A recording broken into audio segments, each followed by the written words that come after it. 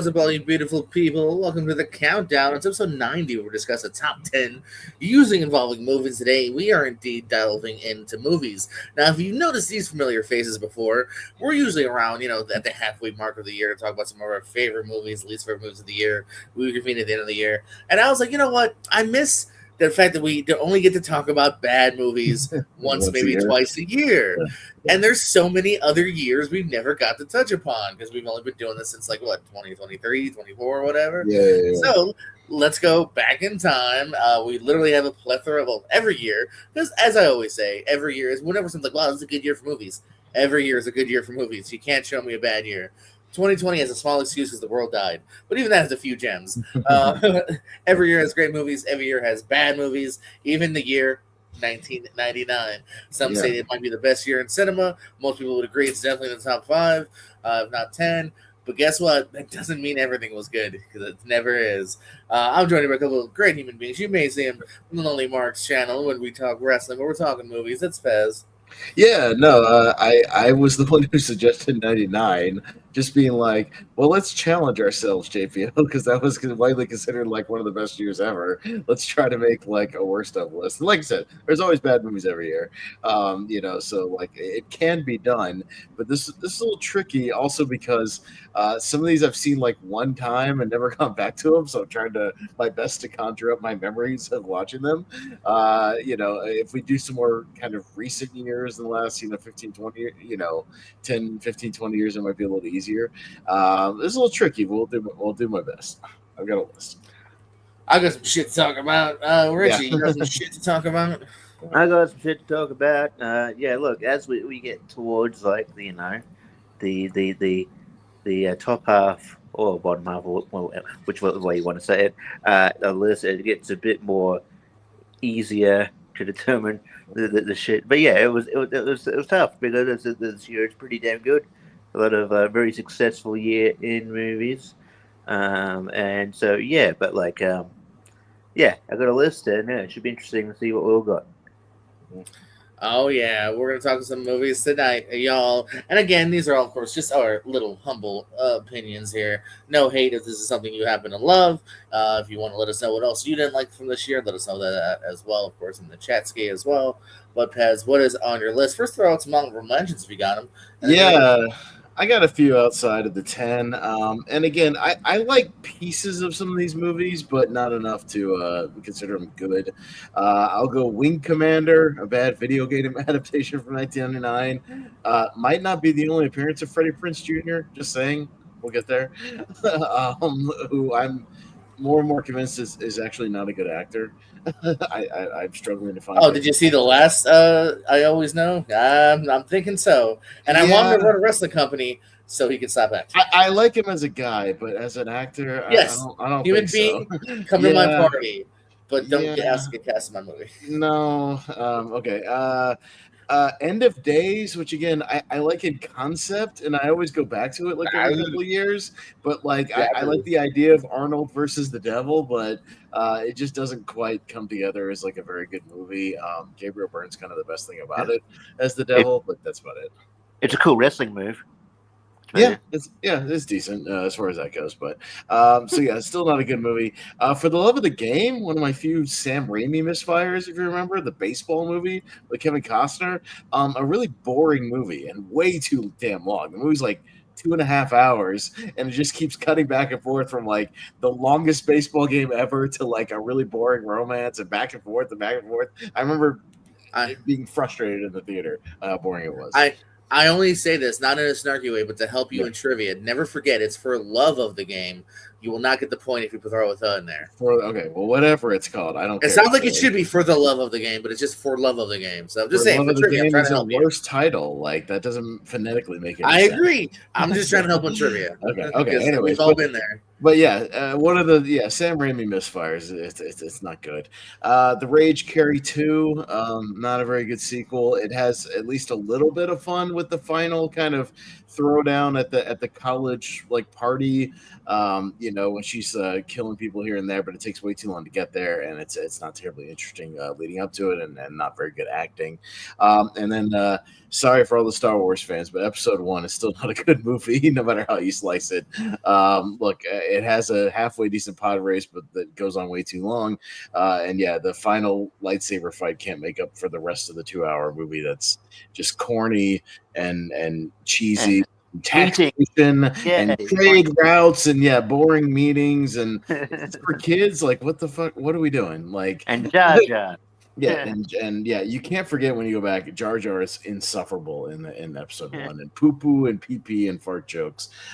Sorry, Star Wars fans. But Episode 1 is still not a good movie, so it goes on at least the honorable mention list. But there you go. That's all I got. Now, rocking in your 10. My number 10. Oh, I mean, do you want to do the honorable mention for everybody else, or just should I rock in my 10? Tell me what to do, Pez. All right, fine, let's do that. Richie, what's your honorable mention? Yeah. Okay. Yeah, I got my honorable mentions. Yeah, I've also got The Rage Carry 2. What Pez said. Just, quite boring for the most part. Muppets from Space. I like the Muppets. This Muppets is kind of dull. It's one of the lesser Muppet movies. The bad remake House on Haunted Hill. Really quite a bad remake here. Sorry, I know there's fans of this movie, and rest in peace to this guy. But Varsity Blues, not a good. It's a meh of a movie. I'm sorry, James Vanderbeek and Paul Walker, R.I.P. But it's not a good movie, and I'm not a huge fan of the Pierce Brosnan movies, especially The World Is Not Enough.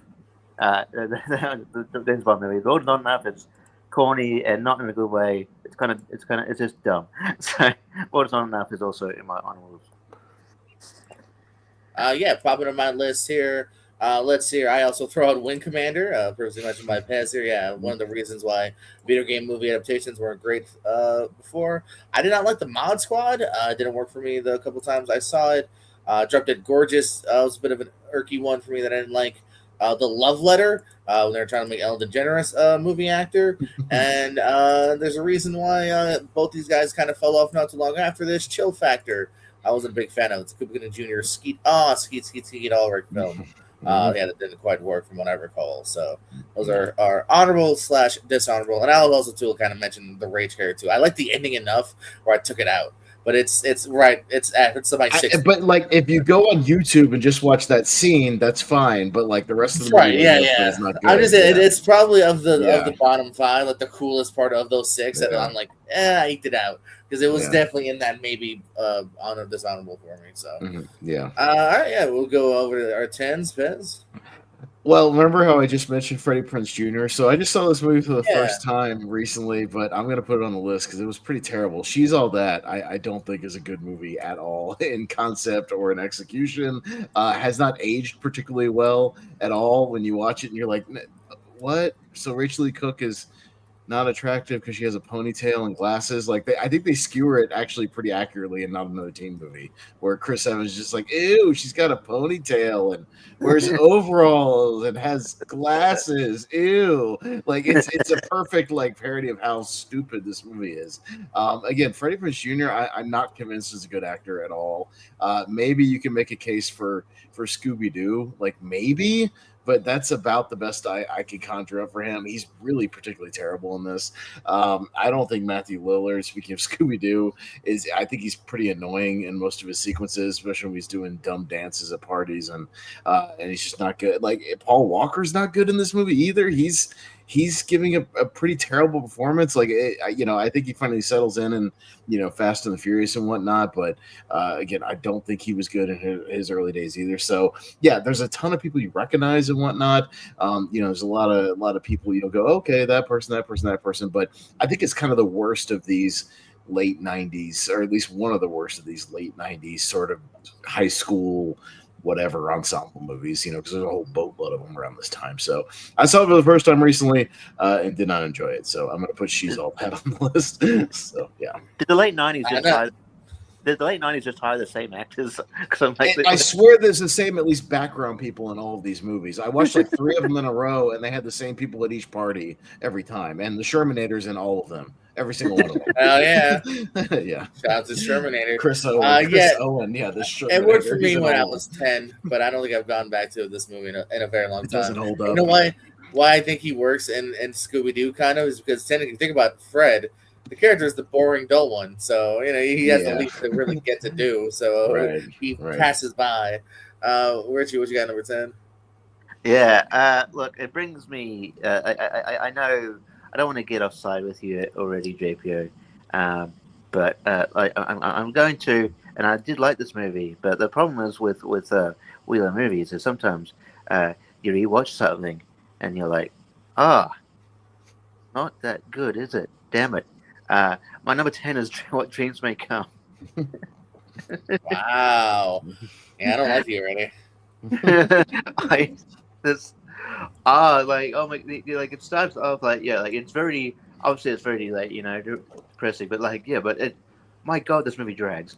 This movie drags, and the messages are very kind of sometimes overly simplistic. Some and then I don't.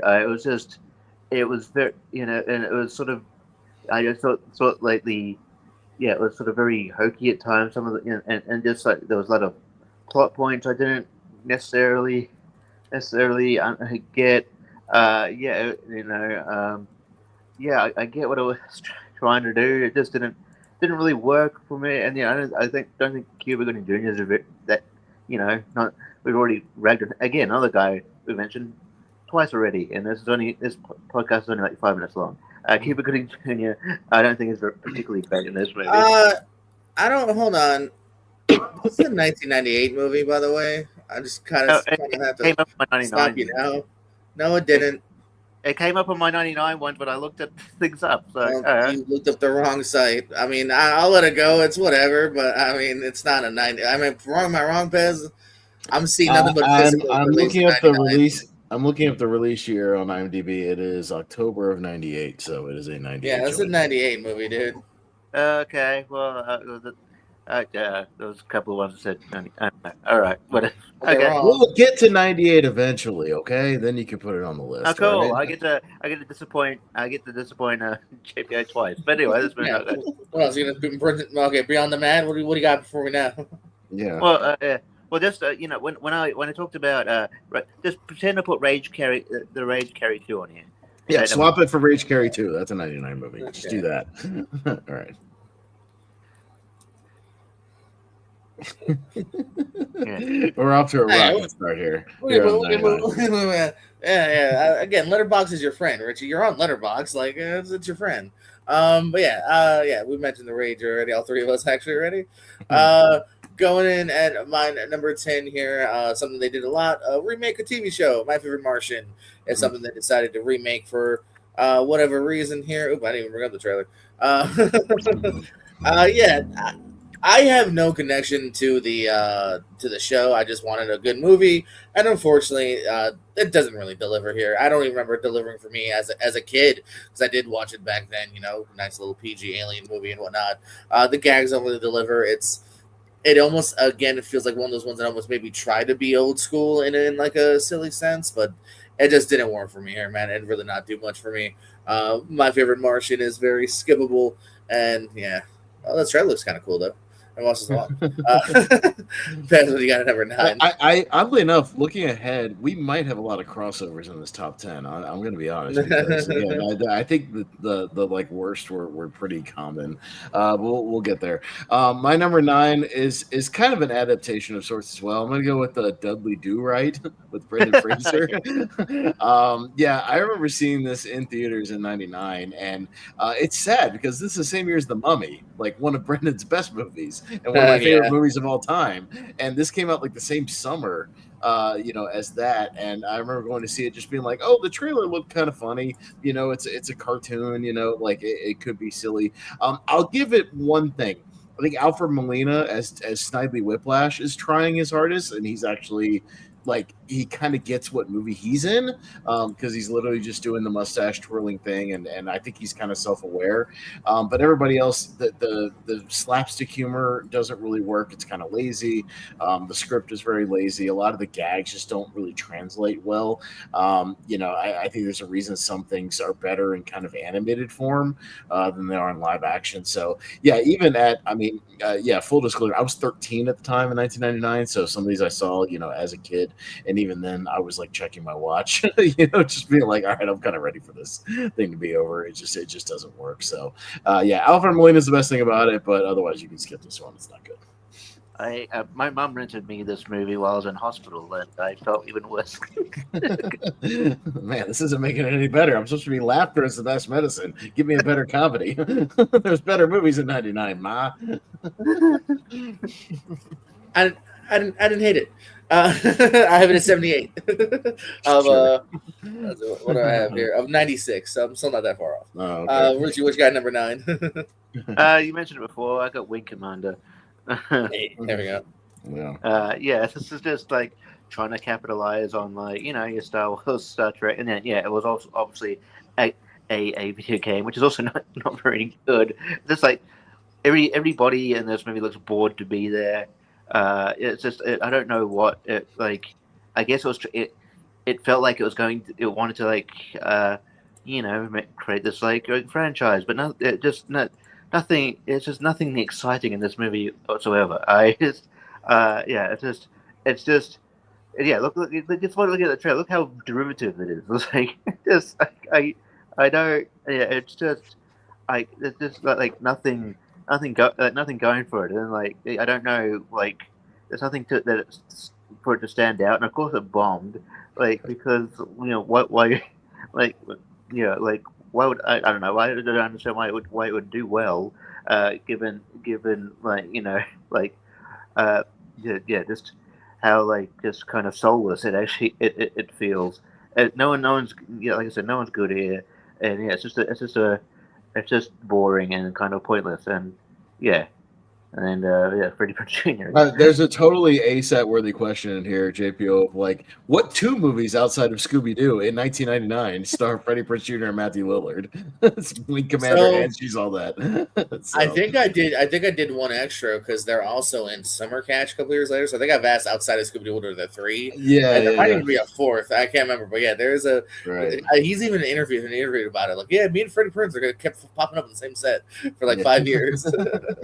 Oh, hey, there you are again, buddy. We didn't know we were on this movie together. Okay. Maybe we'll make a good movie now. Maybe now. Yeah, maybe this time. Yeah. Anyways. My number 9 is another one. It's a trope that we saw for a little while. Not a bad trope always, because I have one of my 10, maybe, I don't know, top 20 comedies of all time is from this kind of franchise. I'm talking Saturday Night Live movies. I'm talking Superstar with Molly Shannon.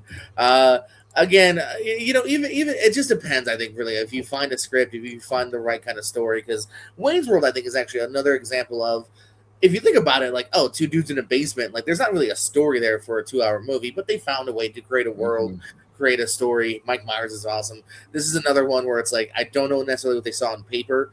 This is a very one-note joke. She's awkward and smells her armpits, and we get to see that several times out. And then she makes a lot of pratfalls. She's going to fall through a wall, and chairs are going to stumble over here, and rinse and repeat. There she is with her armpits. That was coming.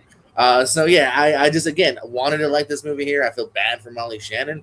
Literally before we began, I was watching an HBO show called The Other Two that she's hilarious on. She's really good. This, unfortunately, maybe killed her from ever being a leading lady. Did not like this from day one. A Superstar.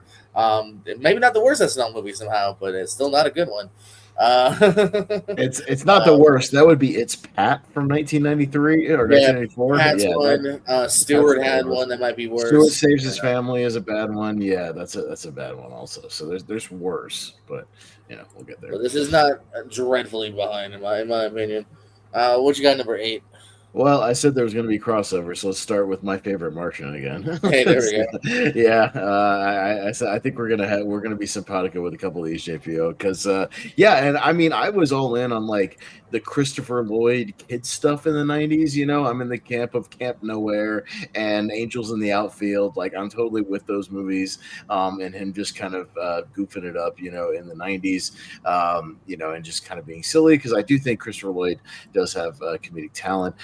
Yeah, and it's sad to see Jeff Daniels kind of slumming it here in this movie. I really do think he is kind of he must have got a decent paycheck out of it, but yeah, bad special effects all around, bad gags, and really an adaptation of a show that nobody really asked for. Like, was anybody clamoring for a My Favorite Martian like update? You know, ever? Like, I didn't even know what it was when I saw this as a kid. I'd never seen the original show. Like, you know, I was like, okay, I had assumed it was original property, but yeah, bad 99 CGI.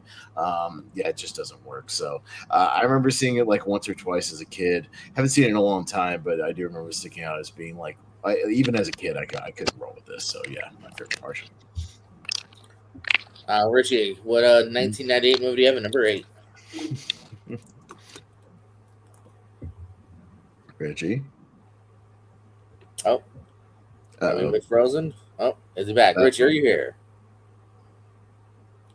All right, I guess JPO. What do you here? Yeah, we'll pivot for now. Always come back, of course, no problem here.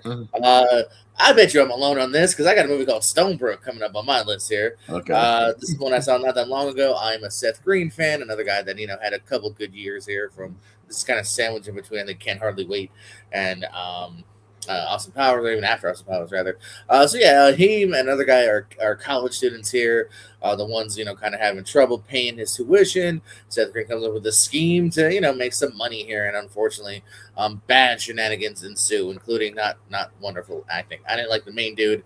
I didn't really buy into the plot. I also even sadly had to say Seth Green might have been miscasted. There's a couple of interesting moments with him as the smarter kid figuring things out, but there's also a good chunk where he unfortunately kind of gets left to the side while it's the other guy's adventure here that didn't quite work for me either here. So never enthralled, never really invested in the story here.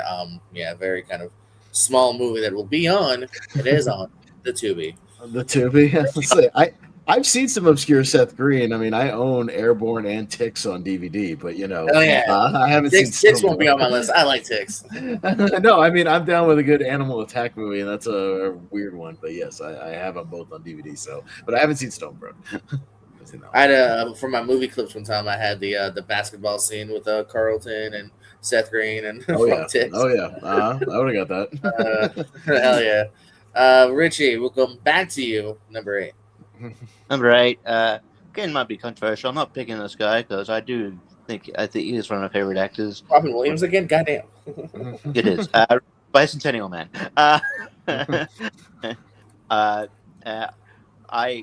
I think aspects of this movie are great. It's great, but my God, is this movie way too long? This movie goes on for fucking ever. Oh yeah, I feel like I was aging with by the Bicentennial Man. It's like when you think about it, it is very weird. Like the way his relationship that ends up, I don't know. And once you go back to it, it's an odd movie. It's very odd. Just the way things play out. I'll say that. And yeah, it's kind of creepy. But I don't know. It just overstays its welcome. There's parts of it that are good. I like the back and forth with Oliver Platt. I miss Oliver Platt movies. But yeah, I think I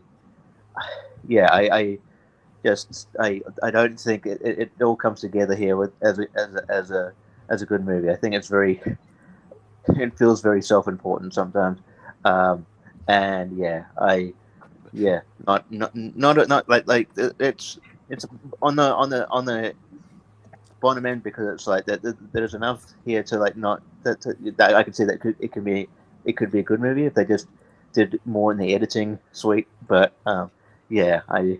it's just like as it stands, it's not great. Mm-hmm. I don't mind it again. I got it at 64. I think, like you said, there's a couple of good moments here. Unless I'll I'm be really good at- talking about it with these two guys tomorrow night on our Movies with Robots tournament on the Movie Hero Oh, okay. Network. Bicentennial Man's in there. So Yeah, see? it's a And robot. I'm going to vote for it out of spite. And Sure. probably not, maybe. y'all can quibble over it tomorrow night. Y'all both be on the panel. Sounds good. All right. So that's a Pez. Yeah. Whip that Superstar trailer back up, JPO, because I'm Oh, my right there God. with you. Yeah, because look, and you know, anybody knows me knows I'm a massive SNL fan. You know, I did a Yeah, show me with too. Jordan about SNL, you know, here on the Movie Hero Network. And you know, again, that character is fine in small doses, but even that character on SNL, I got kind of sick of it after about the 9th time they did it. It's one note. It's the same jokes over and over again. She falls into something, the armpit thing, the whatever. Like there's not enough material. Like they found ways, like you said, with Wayne's World, with the Blues Brothers, even Ladies Man to a degree. Like that, there's enough material there for like a movie. I mean, hell, MacGruber is the most MacGruber. tiniest concept that they found a movie. Yeah, I mean, they could find movies and the weirdest things, you know, with SNL, but yeah, in this case, this was the wrong one to kind of expand on because there's just no story there, and I don't care about the stuff with her and Will Ferrell. Just it doesn't work, and yeah, it's just kind of a slog to get through, you know, and it's only. God, it barely scratches 80 minutes or something like that. It feels 2 hours when you're watching it. Like you just cannot get through it. It's 82 according to Letterboxd. Oh yeah, wow, 82 minutes, man. It feels that shows way you they had longer. nothing to do.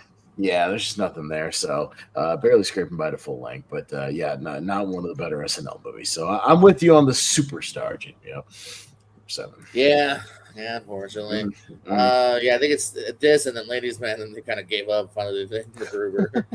Yeah. Richie, we got number 7. Number 7 is, and I double checked, it is an 99 movie. Movie that, really, you know, a bad remake. The Out of Towners. This with Steve Martin. This is just not funny.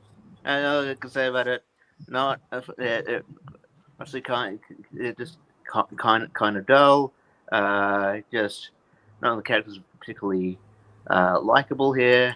Yeah, it just it drags on. I'm just not what wasn't a fan.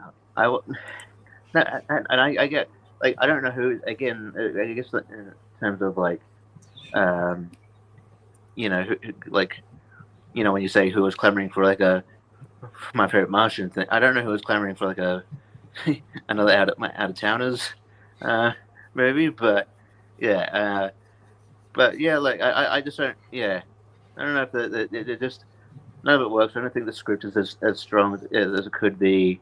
Yeah, it's just dull in all ways. So yeah, that's what number 7. Yeah, this is one I'm pretty sure I've seen on VHS back in the day, but did it the once, never went back. So yeah, it's not on my list. But yeah, I can see why if you can have it on there. Here's one I'm very curious to see if anyone's heard of, with me, against me. I don't know. What if I told you there's a 1999 Owen Wilson serial killer drama called The Minus Man? So yeah, I was reading this premise a few years ago. Don't even remember what it was on. Maybe Prime. I don't know at this point. This was a little bit back. And I was like, okay, Owen Wilson, him, Ben Stiller, Vince Vaughn. I think a lot of people forget. Like in the 90s, they were really like trying for like different shit. You know what I mean? Like Ben Stiller's got some really interesting movies out there. So I was like, let me give this one a try here. A weird cast in this as well here, including a very rare Sheryl Crow performance. She's in this.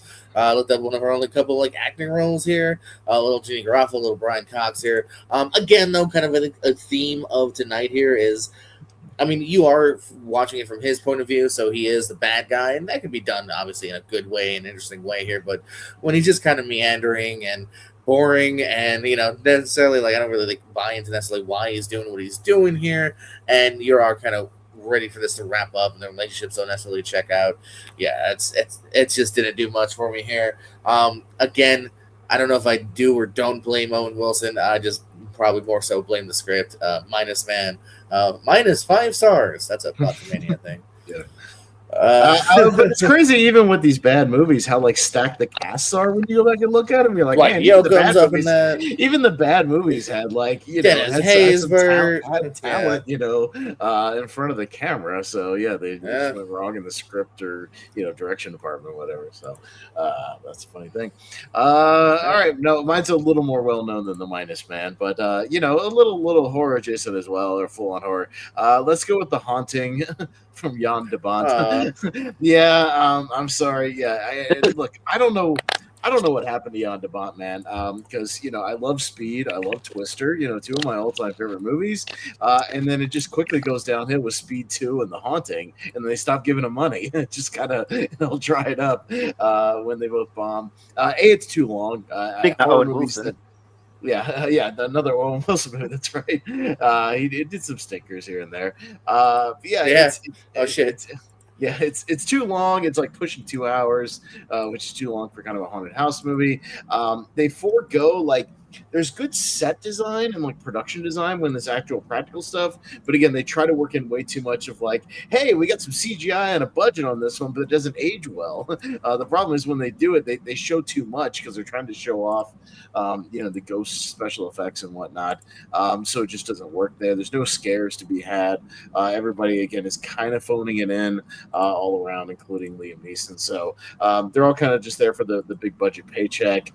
It's just kind of dull and boring, and the only thing to really get invested in it is the set design. But after that, there's just nothing there. They show too much too. There's some stuff you can leave to imagination sometimes, or leave off screen. But it's just like, hey, we got to show the money we put into this movie on there, and then nobody saw it, so they wasted all their money. The Haunting makes my number 6. I had said 52. I didn't mind it. When I was young. Yeah, sure. Richie, what you got?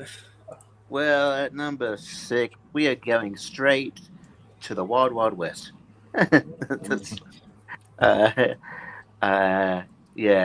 I was looking forward to this because this is Will Smith at the height of his powers, as how Rodney would say. But could do no wrong, except he did wrong.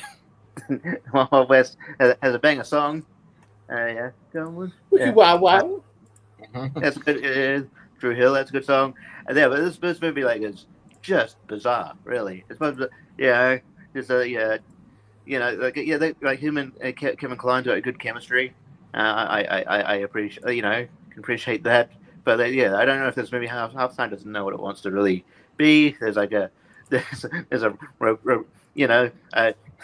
Branagh's just having fun as Julius Caesar Grant, but I don't know what he's, I don't know really what he's going for exactly. The robotic spider, which is apparently wasn't the rumor that was left over from I think it was a Superman. It's a John Peters idea, Kevin Smith story that John Peters just was dead set on having a giant spider in one of his movies he produced at some point and got it 10 years later, or something. Yeah, it took him forever to kind of try to get to it. It makes sense and stuff. Yeah. Some Hayek is hot, but that doesn't, that's not going to save a movie. You could say the same thing about Liz Hurley and My Favorite Martian. So, it's probably like Haunting. You can see you could see the money on screen and all the bravado. Yeah, but there's no the other ingredients aren't here, like a good script and a good a good movie. So that's why it's on the list. I got a 46. Listen, all right, I was 9. I was still on the Men in Black high. I didn't mind it. Salma Hayek, I think you see a little bit of her booty, whatever. It worked. Number 6, though, it's a great NSYNC song. I don't think it's a great movie. Drive Me Crazy. So this is a Melissa Joan Hart vehicle when they're trying to make Calista and Sabrina a movie star here. I think she actually does well in here. I actually don't mind her. I think, again, maybe a couple of bad movies stalled her career. And Adrian Grenier, who you might know from Entourage here, they're in this movie here. I believe they make some sort of deal in order to fake their relationship and then we'll real feelings start to ensue. You never quite believe the chemistry here. The laughs aren't there. It's a kind of a little bit of a far fetched plot. Again, nothing really adds up to an intriguing movie here. I think she's good. I do think he's lacking a little something here. I think that's the reason why. Funny enough, he's a huge star in the TV show Entourage, but in real life, not a huge star. My kind of track for this kind of movie here. So yeah, we got Drive Me Crazy coming in at my number 6. What drives you crazy at number 5? Well, my 5 is definitely my 5. Like my 5 are the ones I wrote down almost immediately, and then I kind of had to look up some stuff and fill in my list. So like my 5 is my 5, but I'm not going to stray too far from what Richie, because Wiki Wiki Wild Wild West is my 5 as well. So pop it back up, because yeah, that song is a banger. This movie is not. Yeah, and it's kind of crazy when you think about. It's also Will Smith and Barry Sonnenfeld again, right off of Men in Black. So you're like, this can't go wrong, can it? Like this has got to be decent. And then it's a stunningly bizarre movie where you're just like, I don't know, is this some like future tech Western? Like, are we in 2185 or are we in 82? Like, I don't know where we're supposed to be, because yeah, how do they have this kind of tech in this movie? Again, it's another adaptation of a TV show nobody asked for. Because people forget this was like a TV show in the 60s, and like it has nothing to do with this at all. And they were just like, hey, we've got $170 million. By the way, in 1999, that's a shitload of money for 1999. Like that's a big budget now. That's more than the Mandalorian Grogu cost now. But this is what we're spending in 1999, which you inflate that, it's probably like $300 million now. And yeah, it's there, but why? It's just noise. If they had made just like kind of a stylish, decent, like straight up Western with Will Smith, I think that would have been a decent idea. Just to have him as like a black gunslinger, kind of pre Django or something like that. I think it would have been, kind of cool. And it's interesting he did this before and then turned down Django. You could have redeemed yourself in the Western genre, Will Smith, and totally turned this thing around. But maybe he was so turned off by this movie that he didn't do it. So yeah, I mean, you can tell Kevin Kline and Kenneth Branagh are trying to have fun, but it's just a wacky, weird movie that and it's also a slog too. Like it's an hour and 46 that again feels like 3 hours when you're watching it. You're just like, this will never ever end. It just goes on and on and on and on and on. So no, not good. Let me guess, JVO. Yeah, that's right. You had it at what, 40 or something? Yeah, you love it. Yeah, Kevin. I think Brennan's kind of funny, and I think there's some chemistry between Smith and Kline, and whatever. There's that pool scene where they're one hot chicks and her boobs are floating, and I don't know. And she never shows up again. She disappears from the movie, and you never see her again. That's a weird thing. I saw it. Chick in the bucket. Richie, what chicks do you have in buckets? What do you have number 5? I have a rom-com like you do, but I don't think that the chemistry is definitely not there. Do you remember? It's got your boy Ben Affleck and it's got Sandra Bullock. They were in a movie called Force of Nature, which is very annoying. The Sandra Bullock has never been more annoying in a movie, and I have seen All About Steve. So, no. I did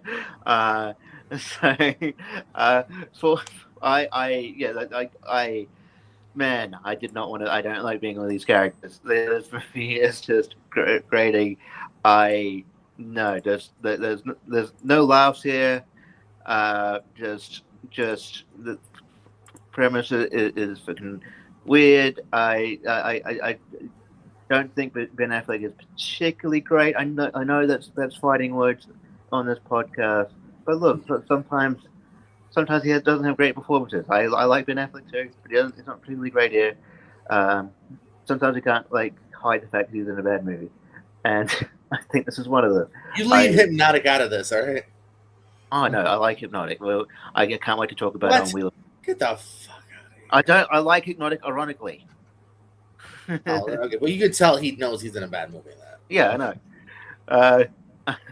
So yeah, but yeah, no, I just this doesn't do it for me. No enjoyment, no laughs, and just it fails at whatever at anything it goes for. So yeah, that's why it's like bad comedy is worse than anything else. So it's just awkward. So and bad rom-coms is worse because it's like you want that chemistry test and then they don't have that. They don't have chemistry. So Yeah, that's why it's number 5. I had this at 69. Yeah, I didn't hate it as much. I think Ben's, what's Ben's there. All right, coming in at my number 5 here. All right, I feel like this might come up again. It depends on if you've seen this piece of shit. Baby Geniuses comes in at my number 5 here. Can I say punt? Or no, we're not doing that tonight. Okay, that's fine. No pun, but I'll keep in mind Okay. that we'll be talking about this again. I figured if you've seen it, it's on your list here. I guess it's just a very basic premise of like, talking babies will be funny, right? Because I mean, I just know even when at 9, I was like, this is dumb and a hard time to get through.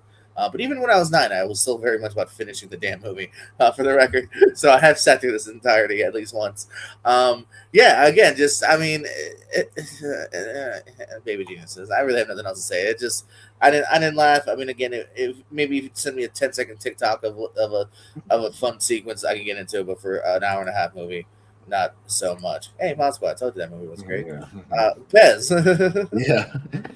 My number 4 is I think one of the last gasps of Jean-Claude Van Damme in cinemas. Universal Soldier: The Return, starring our boy Bill Goldberg in the side role. Yeah, no, this movie's pretty damn piss poor, and I'm kind of a Van Damme apologist for the most part. I can get through most of his filmography pre like 1995.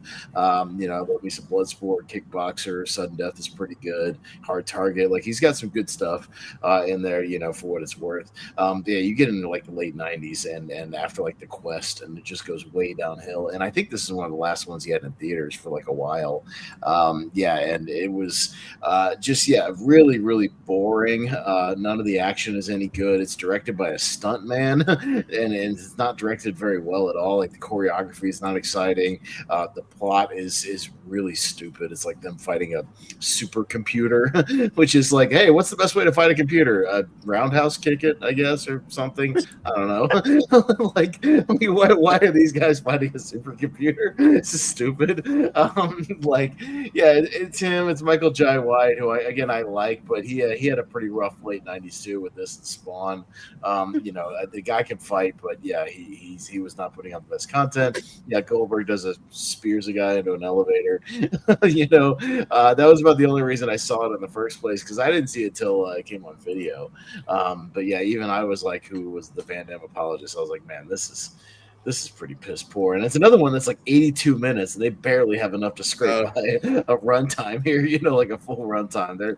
They're scratching for material here. So yeah, not good. It has like 6 credited writers, which is never a good thing. Means it got passed around and rewritten like 20 times. So yeah, not good. Universal Soldier: The Return. Pretty poor. Yeah, buddy. Yeah. What you got in number 4, Rashad? This is a movie we're talking about unnecessary reboots. This is getting an unnecessary reboot again. I just recently announced. I don't understand why, because it didn't work the first time. Number 4 is Inspector Gadget. This movie's like who has nostalgia for an Inspector Gadget? This is like I actually kind of do. I mean, tune my dad was. I don't. But yeah, I just like the seat. I don't know. I've never been like beyond like. Is Matthew Broderick a good actor? I don't know. I'm not sure. He was, and I think he killed a guy and gave up. Yeah. He actually. Yeah. That. I mean, that would get. Yeah. I don't know where to go from there. But yeah. But yeah, he. I don't know if it's these couple of years, him, and then like in 2000, what is it? Oh yeah, no. This is coming off Godzilla, right? So man, he had a bad couple of years. So yeah, and then the CGI is like even for 99 is bad. The jokes aren't there. It's just awkward. Not good. I think Rupert Grint is great, is good, and as a villain he's trying, but not Rupert Grint, Rupert Everett. Rupert Grint probably wasn't. He's only 10 at the time. Rupert Everett, one of the Ruperts. Rupert Everett is great as a villain, but he's just in because he knows what type of movie he's in, but I don't think the rest of them kind of do. And yeah, it's just piss poor, and yeah, it's just awkward. And we're getting it again with Will Ferrell, and like why who like are they trying to cash in on the but the people who like expect the Gadget are like in their 40s, maybe even 60, like I guess they're trying to get in kids like, hey, look, this guy can, I don't know. I don't see this working. I understand that some properties you want to cash in on nostalgia. This is not one of them, especially because he tried before and it failed. I mean, there's a direct-to-DVD sequel with Fred Stewart. If you want to watch that, It is. Yeah. Yeah. I had this one at 59. I loved the cartoon growing up, and I'm kind of excited about Will Ferrell movie. What can I say? But I do agree, movie's not great. But again, I have a little bit of nostalgia for some. Let's just say I had the same reaction as Richie when I saw that news recently. I'm like, why? Just why? I'm kind of you know it's gonna be bad. You know it's going to be bad. It can't possibly be good. That's a problem. That's a thing that should stay in animated form. No. Maybe. Anyways.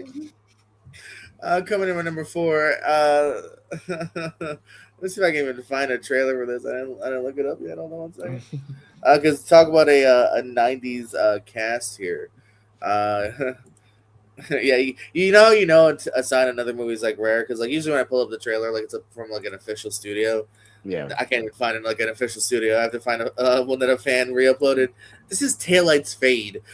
This is my number 4 here. Here's a fun 90s cast. Breckin Meyer coming off of everything as well. He's in a Freddy movie, Clueless.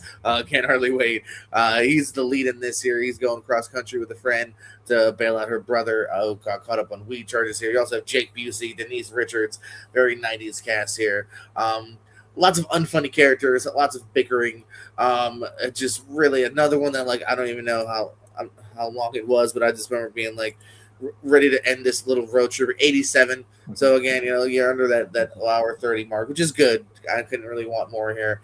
It was one of those ones where like I should have known because I was like, oh, why don't I know this Breckin Meyer film? I like Breckin Meyer. There's a reason it falls under the radar. It's a bad comedy. I believe that's what they were going for, comedy.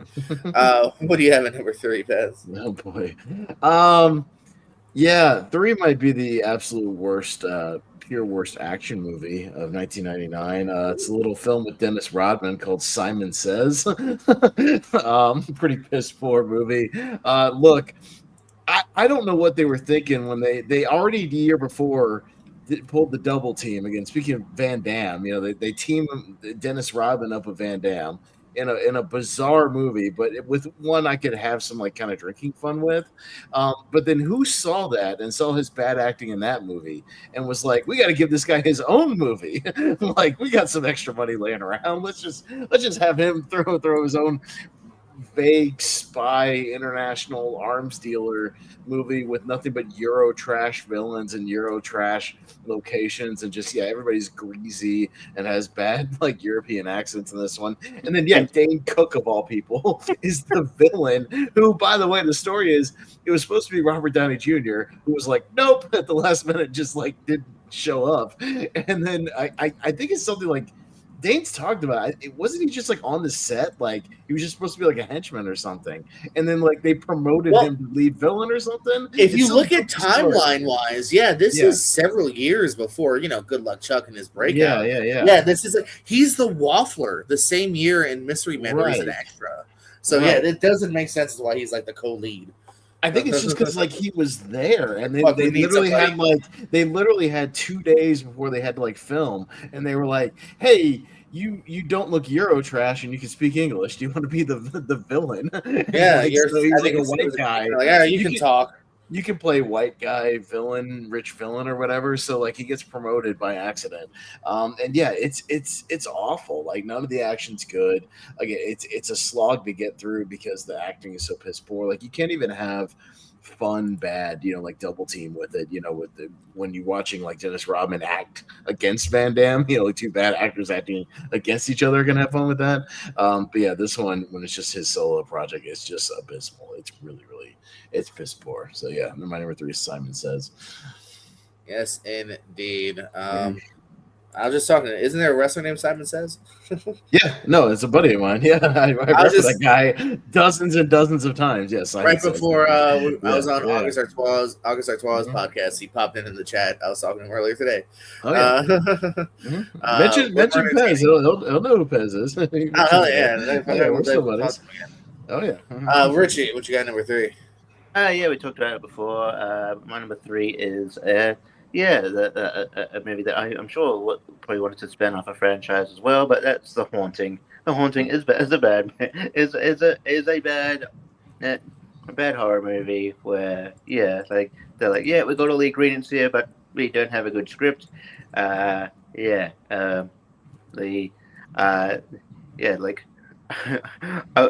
Wilson is like way more obnoxious in this movie than you'd think. Like he's not this cool wow. It's like this before that period of time, but yeah, it's just not great. And like I said, they show too much. Yeah. Spoiler alert for a movie that's nearly over that's like over 20 years old. Probably the highlight is when Owen Wilson gets his head chopped off. Hey, you know what? I recommend The Hauntings. How dare you ruin it for people? Yeah. But I mean, that's kind of like, it doesn't work. Yeah, it's dull. It's just you don't like any of the characters here, and yeah, I don't know, like there's talented cast, but they're not utilized in the right way. So yeah, that's why it's number 3. This movie sucks. Coming to my number 3, Pez, you were way too nice. Because I think it's even worse than you did by a little bit. Universal Soldier: The Return, baby. Yeah, it's a bad movie.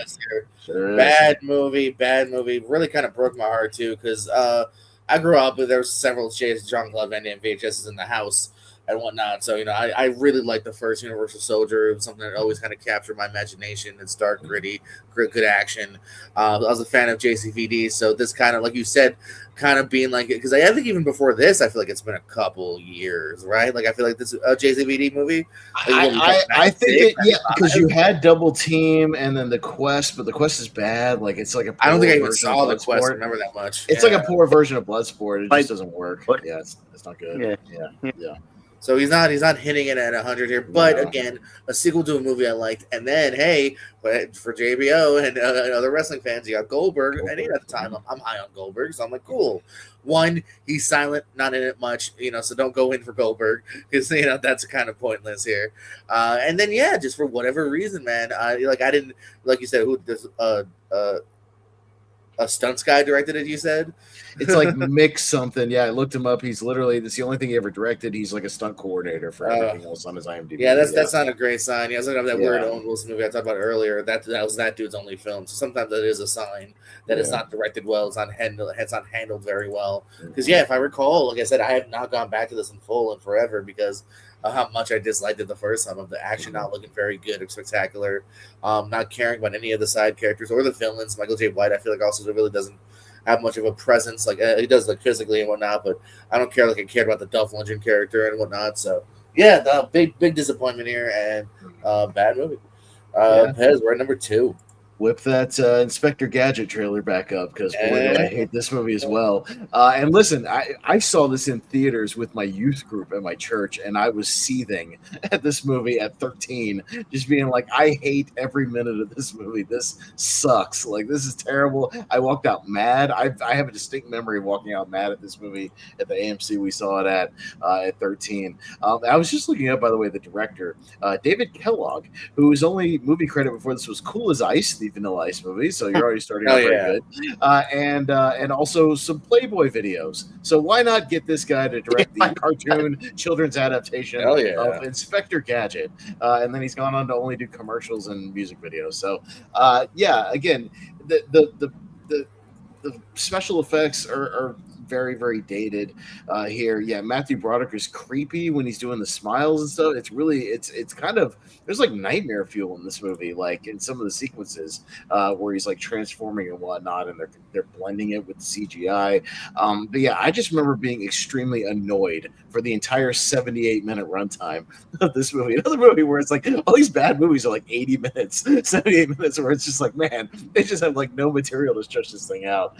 Normally I'm cool with like a 80-minute movie. I'm like, oh, we get right to the point when it's good, and they get right to the point. But boy, when it's bad, it can still feel like an eternity. And yeah, I hated this movie. But I got like, we do our worst of JPO, and like my number 2 is usually the movie I like hated the most, and then the number 1's like the least, like the movie that should just like not exist, sort of a thing, like the least worthy movie of being in cinemas. Yeah, but my second one is the one I just like hated the most. Yeah, this is the Inspector Gadget slot, so that's that's the one that gets the worthy spot here.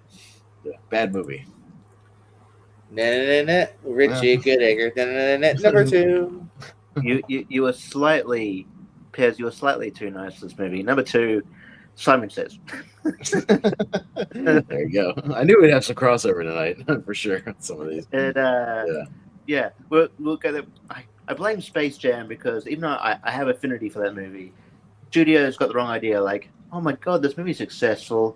What other charismatic basketball players do we have around? Oh, Shaq, do you want to be you want to be a genie? You want to be Steel? Okay, cool. Dennis Rodman, he's charismatic. He's he's in a lot of news. Oh yeah, he's got an interesting look. Let's put him in movies. You'll start him off with in Double Team, which is like you said, not a great movie, but hey, and then we'll give you your own movie. And not even like a great foil to kind of work off. You know what I mean? Like I like Dane Cook, he's become a better actor, but yeah, like you said, he was just thrust into this movie, and yeah, the action's bad. Dennis Rodman feels awkward in this movie. I don't really. It's just, it's almost like at this point, Dennis Rodman wants to do anything but be a basketball player. It's like, I'll be a movie, and now I'm going to be a wrestler. The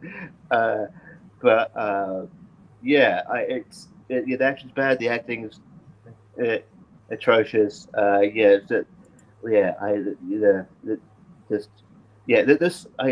can't believe this even made if it wasn't for if this came out a few years later, this would just go to DVD. It was just because of the Rodman star power at the time that it got a cinema release. So yeah, but this has Redbox all over it. It's not a good. It's a really bad action. You know what's funny? And the one good movie that had a basketball player around this time, He Got Game, nobody saw, and it bombed. Yeah. That's the one good one with a basketball player about basketball that was good, and nobody watched it. Yeah.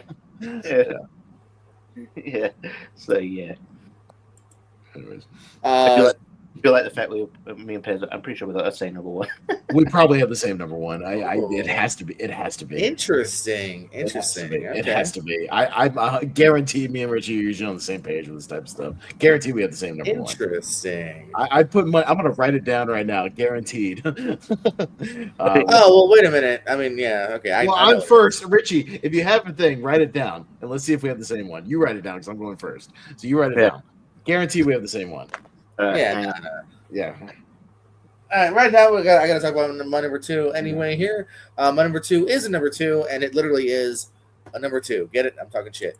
It's actually from Dusk Till Dawn 2, Texas Blood Money, which is a trilogy, by the way. A lot of people don't even know that there is another from Dusk Till Dawn, but they keep going here. Right away, they don't have much of a budget because the new titty twister is 1/4 the size because they don't have the budget. You do have a couple actors here. Robert Patrick's still always a bit of a badass here, so no knock on him here. Danny Trejo pops up again. I don't know if he's the same dude or not. I can't remember. This might even be a prequel. I don't know. I don't really care. It was just not a great movie here. It goes on. Again, you're just when you don't have the budget and you don't have the writing of like an actual I feel real writer. Sometimes these movies can slog. I do believe there's even some talks of it being in theaters, and then once they saw the overall product, they realized no, this is definitely a DVD movie, and it feels that way. It's not very good here. I don't even think I think I tried going to the third one after this. And I was like, no, what are you doing, Jordan? You did enough. At least take a break. And I still haven't gotten back to the third one yet. So from Dusk Till Dawn to I have a few movies I've seen that are straight to video from around that time. I just didn't really put them on the list because it's why bother to me personally? Because there's a Children of the Corn movie, Children of the Corn 666 that came out this year that I've seen because I've seen all of them, but I just don't remember anything about it. I couldn't really comment, things like that. So it's whatever. I just went with mostly theatrical stuff. So that's just me personally. But I can't disagree with your picks. That's just me. So, all right, number one, baby, worst one. Guarantee you, Richie has the same thing written down. Baby fucking Geniuses. Baby Geniuses is absolutely the goddamn worst movie. Yeah, he wrote the same thing. I don't know what the hell you wrote, but I'm gonna believe that you had it. I believe him that we both have Baby Geniuses. So just keep that trailer up there. I hate this movie. I hate this movie. I hate the sequel. I hate the franchise. I was watching some of the Tubi thing during a tournament fights one time of the TV show. This is a concept that won't die, and I don't know how it's still a thing to a degree even now. It's a bizarre concept of these babies who are dubbed over like they're in Babe, where it's just bad dubbing and that weird CGI mouth crap. And when you put it on children like this, it just it's bizarre. It's a stunningly bad idea. You have really stupid sequences, where these 2-year-olds are basically suplexing grown men all over the place, throwing them all. I'm like, wow, how?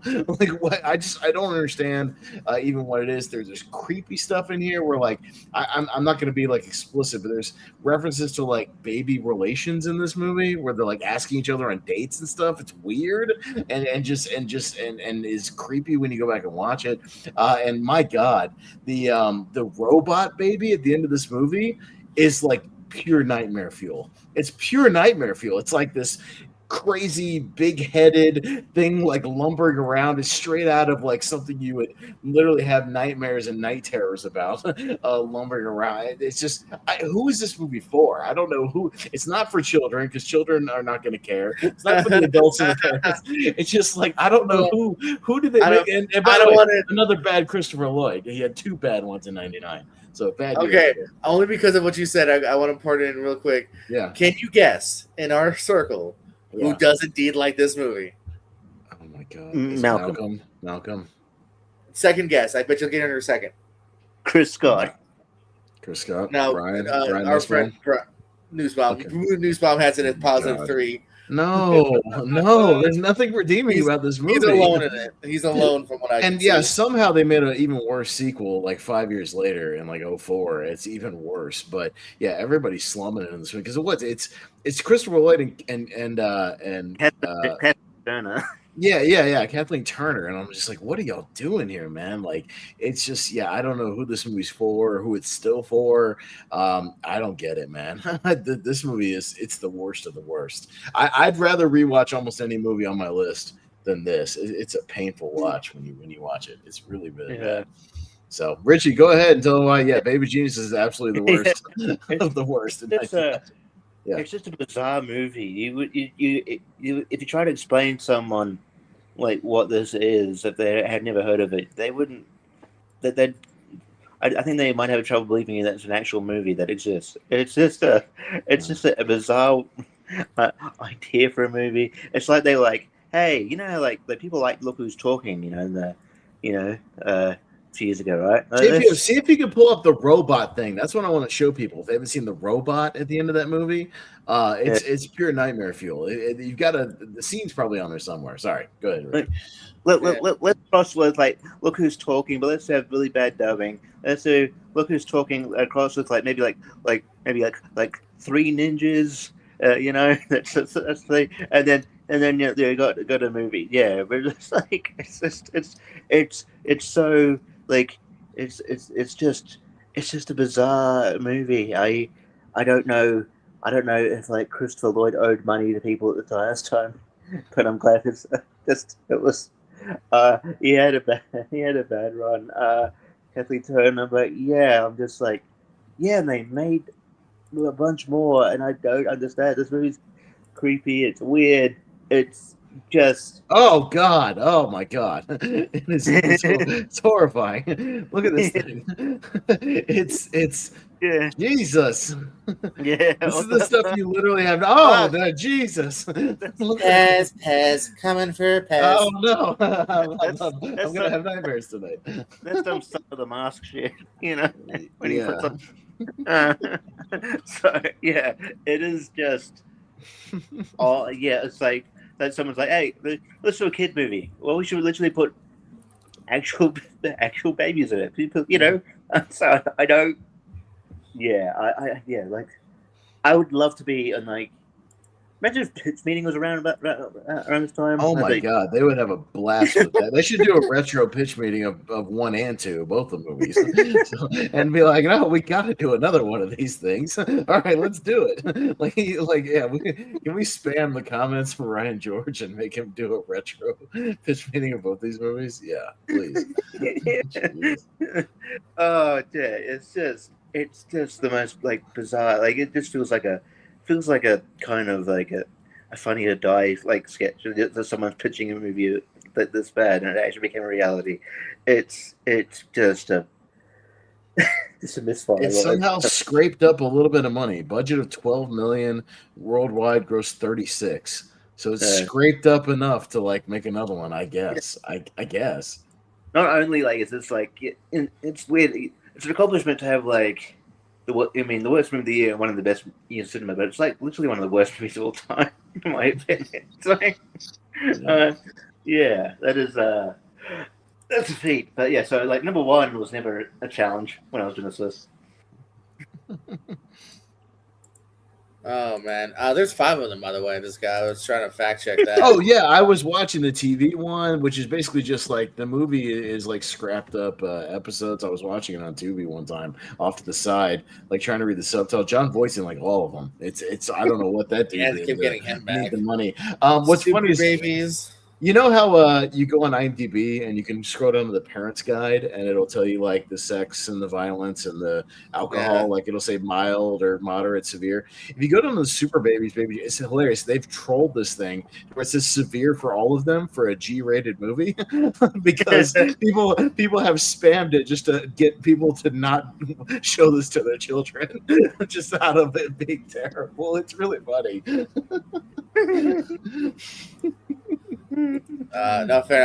I have no qualms that being your number one. Yeah. And while I didn't necessarily have it at my number one, I don't think anyone will fight me that this movie has actually slowly risen up the list. Because guess what? What was once a number 3 that made it number 2 by Richie is my number 1. I have Simon Says at my number 1.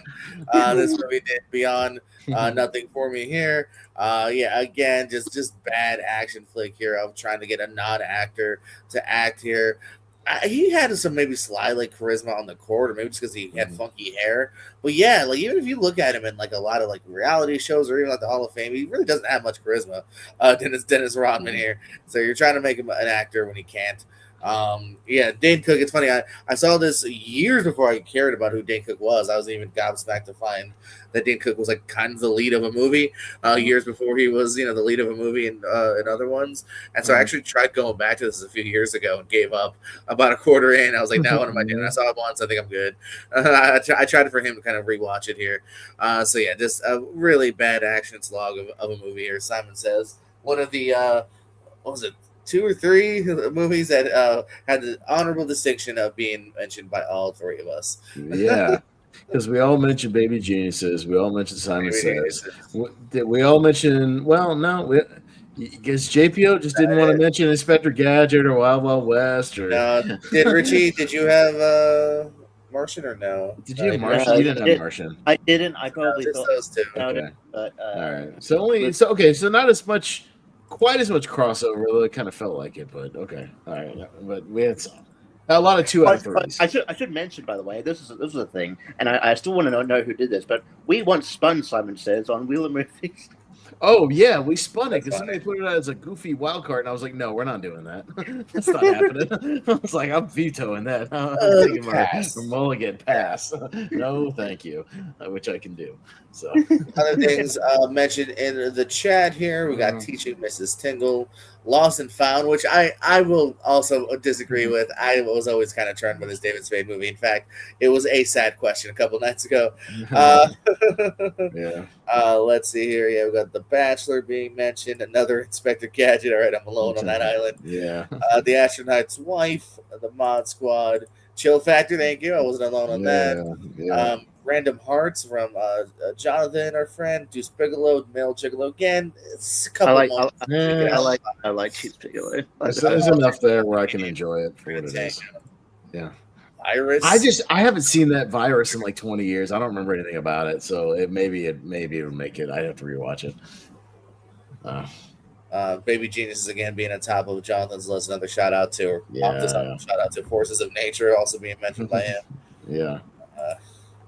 And maybe has anyone seen the sequel? Will that be on our next episode? Oh, I've seen the sequel. That's what I'm saying. I've seen most of Baby Jesus stuff because I like I like to torture myself sometimes with bad movies. I'll do them at least once. Keep that in mind. 04, keep it in mind. If it's 04, that'll be number one with a bullet. Not 100%. Spoiler alert. That's a fun little director game too. From the director of Black Christmas and Porky's comes Baby and Jesus. A Christmas Story, Bob Clark. Yeah, make good movies. Yeah, crazy. I do have a proposal for our next episode, or maybe our next two.